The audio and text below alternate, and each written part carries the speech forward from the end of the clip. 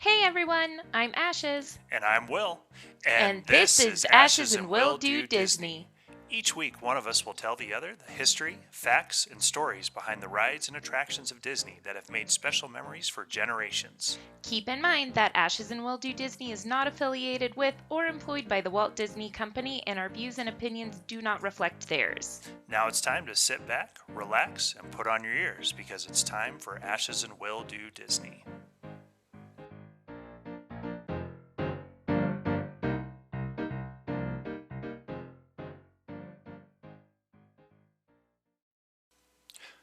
Well, hello everybody. It is Will back this week with another mini episode.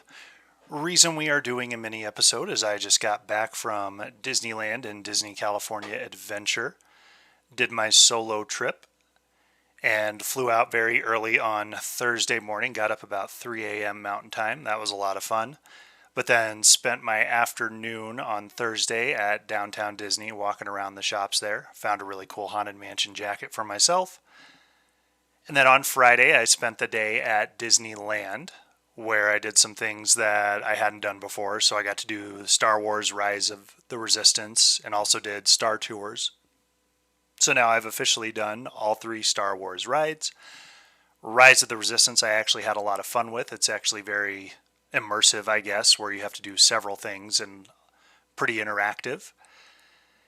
And Star Tours, I can't believe I've never done before. For the third time going to Disneyland, why I haven't done that. I actually walked right onto that ride, so should have done it in the past, but oh well, got to do it now. Did the Matterhorn bobsleds, walked through the Sleeping Beauty Castle. I'd never done that before. So yeah, I got to do some fun things there that I'd never gotten a chance to do in my previous trips between Disneyland parks or Disney World parks. But the main thing I wanted to focus on for this mini episode was the Avengers Campus. So this is going to be a review of Avengers Campus in Disney California Adventure Park. And in the moments while I was in the park, I wasn't really noticing it, but I did kind of get to a point where I realized I kept going back to Avengers Campus. So I started my day there, and then I'd go do something else, and then I'd kind of end up back there, and I'd try and go do some other things, but I kept finding myself wanting to go back to Avengers Campus. And what really made me notice that that's what I was doing was I thought I was all done at DCA for the day, used my park hopper, popped back over to Disneyland, and it was a Saturday afternoon, so it was really busy. All the rides were super long waits at that point, but I still went and did a couple things. Popped onto a couple little rides real fast and decided, okay, I'm going to close my day out with Haunted Mansion. And I was standing in the Haunted Mansion line, which was about a 40-minute wait, and I was about halfway through when I thought to myself, you know what? I'm going to do Haunted Mansion one more time, and then I'm actually going to pop back over to DCA so I can go back to Avengers Campus one more time before the day is done. So, wanted to talk about some of the things that are in that park, and specifically that section, and just why I really liked it. So I got to Disney California Adventure, DCA, at about 8:30 in the morning. Yeah, it's amazing when you go to the parks without your kids and you can get up super early and it doesn't take you as long to get ready or get your stuff together. You get to the parks a lot earlier. So I got there about 8:30, which was about a half hour after the park opened. And so while I was standing in line to get inside the park, I pulled up the Disneyland app so I could check out the tip board. The tip board is basically what shows you standby wait times for the rides and also shows you when the next lightning lane pass is. And I didn't do Genie Plus or anything, it was just me, so I was just looking at standby wait times. And I noticed that the Spider-Man Web Slingers ride was only a 70-minute wait, which I thought typically that'd be kind of long, and if I had my kids with me, I probably wouldn't do it. But just by myself, I can handle a 70-minute wait. And I had already planned on going directly in and going to Avengers Campus to see what was there. So I walked into the park and made that beeline directly for the Avengers Campus and hopped in line for Web Slingers. Now, I didn't realize there is a single rider line, so if you are going by yourself or you're okay not riding with your friends or family, there is a single rider line for web slingers. Now, the premise behind Web Slingers is that there's an open house at WEB, the Worldwide Engineering Brigade. And Peter Parker is the project lead. It's also got Doreen Green, who is also known as Squirrel Girl in the Marvel Universe. It has bios of Harley Keener, who's the kid that met Iron Man in Iron Man 3, and it even says in his bio that he had a chance meeting with Iron Man, and that inspired him to get into engineering and inventing. And so with that, what Peter Parker is doing is he's got two main inventions there. And we're all under the assumption that Peter Parker is not Spider-Man. But one of the invention is he has SpiderBots that are using nanotech and they can self-replicate. And he also has the web slingers technology, which is a vehicle that allows you to shoot webs like Spider-Man. You go in there, it's an open house, and Peter Parker comes out and he's getting ready to tell you everything about the new tech. And then his SpiderBots go into self-replicating mode and it won't turn off. So then the premise behind that is they keep going. There's an estimate that if they keep going at the rate they're going to overtake the whole Avengers Campus. So Spider-Man asks you to get into the web slinger vehicle and help you stop all the SpiderBots from getting out of control. Open house is over, no more demonstration. Now you get to go in and field test the technology, essentially. You put on your 3D glasses, you get in a car with 3 other people, and it motion senses your arms, and then you move your arms back and forth as if you were shooting webs. And each person in the car has their own web color. So that way you can see which webs you're shooting, which SpiderBots you hit, and you get your own individual score plus a team score. So this ride is actually a game. And basically you're going through, helping shoot the SpiderBots down with the web fluid that Peter Parker has created to replicate that of Spider-Man. It's a game. You get your own score, get a team score. It shows leaderboards when you get out of the ride. I ended up riding this thing 3 times. I ended up having a lot of fun with it. I feel like my kids would love it. So I feel like if you're a fan of Marvel, even if you're not a fan of Marvel or a fan of Spider-Man, this ride was just really fun for the sake of going to play a game on a ride. It kind of has that Toy Story Midway Mania feel where you got to put the 3D glasses on and you're shooting different things, but instead of having a physical gun in front of you where you pull the string to shoot the plates or the balloons or whatever in Toy Story, it's just your hands and it's picking up the motion sensor and it shows the webs come from where your hands are. Really fun ride. One thing I do want to bring up about this ride, because this is where I experienced it the couple times I did it. As I mentioned, there is a single rider line. Single rider means you are okay not riding with your friends if you're not actually a single rider, or you're okay not riding with your family. Anyone can get in the single rider line, but what you're saying is you are okay being separated from your group. Does get you on the ride a little bit faster. First time I rode single rider line, which was the second time I rode, get down to the single rider spot where they're basically using you to fill gaps. Like I said, the vehicles fit 4 people. So if there's a group of 3 in the standby line or the lightning lane, they'll pull a single rider in to fill that gap. So as they are filling in single rider gaps, someone behind me realizes, oh, they just put us on one at a time with other people. So this person behind me leans in and asks the cast member who's running the single rider line, hey, my family has a group of 4 people. Can you make sure all 4 of us get on the same ride? Cast member told her absolutely not. If you want to stay with your family, exit and go get in the standby line. So that's one time that this happened. The next time, which was the last time I rode it, I'm getting in that single rider line again. And they bring in 10 single riders at a time.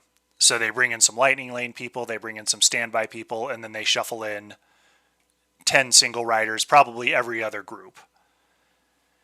And they were bringing people in, and they cut it off at the 10 mark, and one guy was trying to walk in. Cast member said, nope, you got to hold up right here. He said, but hey, I'm with them. And the cast member said, you're in the single rider line, you're not with anybody.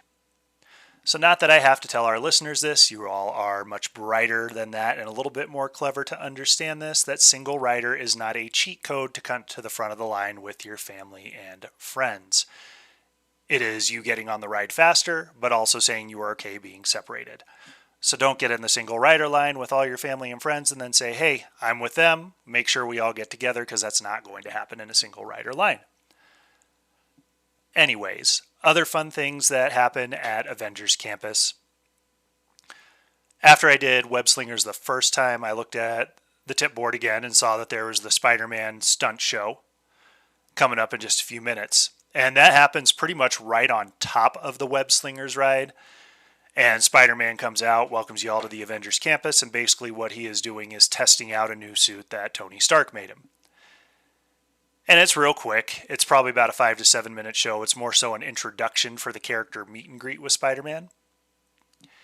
So he does a couple things. There was a point where he's like, hey, welcome to Avengers Campus, watch this. And he starts kind of rolling around on some of the boxes that are stacked up there and crates that are stacked up, and then he does a backflip. Not gonna lie, it kind of reminded me of that episode of The Office where Michael and some of the other people were running around going parkour and just very sloppily doing somersaults on the furniture.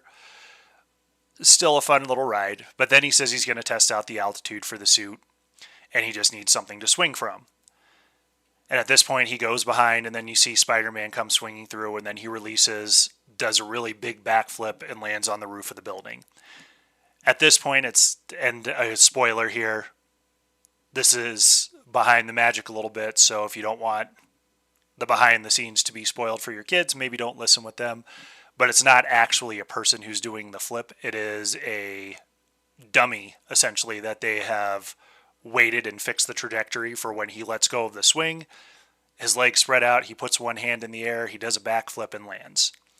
Not a real person. Totally understand why. It's a small space. Seems a little dangerous to use a real person and launch him like that. But then he lands, and then technology gets online, tells Spider-Man that, hey, Tony Stark just called and said, go down and hang out with your friends. Spider-Man comes down, shows up on the ground, and you get to go get your picture opportunity with him. So really that show, it's not very long. It's just a means to get Spider-Man down for the meet and greet. Still pretty fun. There's also a Captain America and Black Widow show where Black Widow and Captain America are fighting Taskmaster to stop him, or her, I guess, from stealing the arc reactor from the Quinjet. That one's a little bit more of an actual show, longer than the Spider-Man one. And then there's also a Doctor Strange show, which is a magic show that is geared more towards, as far as the trick quality, it is geared towards more of a younger audience, but if you like Doctor Strange, it's still kind of fun. There's a surprise cameo in there. I won't spoil it. So 3 shows in all. You've got the Spider-Man stunt show, Captain America, Black Widow, and you've got Doctor Strange doing a magic show. So those are your live entertainment. I would also say that Avengers Campus was the best spot for character meet and greets between both Disneyland and Disney California Adventure. I noticed at Disneyland or California Adventure, most of the character meet and greets are they come out and you just kind of walk up at your leisure. You can take selfies with it. California Adventure with the Avengers Campus actually had lines to meet these characters. So the first character that I went and did the meet and greet with was Iron Man. And I would say that this was the best character meet and greet between both parks and even Disney World. I would say this is probably one of the best ones I've ever done for a couple reasons. First one being is that whoever is in the suit has the Iron Man helmet on. And there's a voice modulator inside the suit, so whoever's in there, when they talk, they sound like Robert Downey Jr. or they sound like Tony Stark. So I thought that was a really neat touch. And when they talk, it actually sounds like Tony Stark / Robert Downey Jr. But even more than that, why I think this was the best character meet and greet I've done is, one, they're still doing social distancing things at Disneyland, so you can't get right next to the characters, can't shake hands, can't put arms around them, can't do hugs, all that fun stuff. But for the fact that you do have to stand in front of a rope and be socially distanced from him, they made it very personal in the very quick amount of time you're there. And when I say that, for me, for example, I was wearing my Captain America shirt, so he told me that he loved the shirt, said I was making the team look good, and he asked me who my favorite Avenger was, things like that. So we had a quick conversation before he leads into the picture. So it's very fast, but he does make it very personable for the quick amount of time you were there with him. So again, hands down, meeting Iron Man, one of the best character meet and greets I've done in all of Disney parks and all of my trips there. Also got to meet Captain America and Black Widow. That one was a little bit different. Cast members weren't offering to take pictures there, so struck a deal with the people in front of me. I took pictures of them. They took pictures of me. Not too hard to figure that out with people in line with you. And then they have other characters on top of Avengers Campus. So like Ant-Man came out on a balcony on top of the Avengers Campus. Black Panther came out. Captain Marvel came down to the Avengers Jeep where you could go take pictures with her. I didn't get my picture with her. But overall, again, the whole point of that story is character meet and greets are probably the best in the parks at Avengers Campus. So if you like the Marvel characters, it's a good spot to go get some pictures taken and chat with the characters for a few. And of course, there is Guardians of the Galaxy Mission Breakout. I don't do that ride because I can't handle the big drops. Maybe one day when my kids are all older, I'll do that one. So not a whole lot in Avengers Campus, but a lot to do, I would say. Like I said, I really didn't think about it in the moment, but I kept ending up back there. And even after I left and figured I was done at DCA, decided I was going back. So I rode Web Slingers 3 times. Got my pictures with characters. I got an Avengers hat. I will say that for me personally, merchandise was a little lacking for Marvel stuff. But nonetheless, overall, really cool part of the park. If you like Marvel, it's a cool hangout spot. See a couple of shows, ride a couple of rides, meet some of the Marvel characters. Overall, my favorite part of DCA with that renovation. That's the first time I got to go to it. But hope you enjoyed this review. Hopefully it was helpful. Hopefully it gave you some ideas of what to do on your next trip. I'm sure at some point, especially when I get into covering Marvel, I'll talk a little bit more about Avengers Campus and the ideas behind it and how it came to be. And I'm sure that'll end up being a whole full episode in itself. But otherwise, thanks for listening. We will be back next week with a full episode. And I hope you guys are doing well and talk to you again soon. That's it for this week's episode of Ashes and Will Do Disney. Don't forget we need your mouse tails. If you have a funny, weird, exciting, or just a favorite Disney memory, send it to ashesandwilldodisney@gmail.com so we can read them on the show. And don't forget to follow us on Facebook and Instagram at Ashes and Will Do Disney. This is a public group to follow. We're also on YouTube at Ashes and Will Do Disney. Please subscribe, rate, and review wherever you listen to your podcasts. Thank you so much for listening, and have a magical day!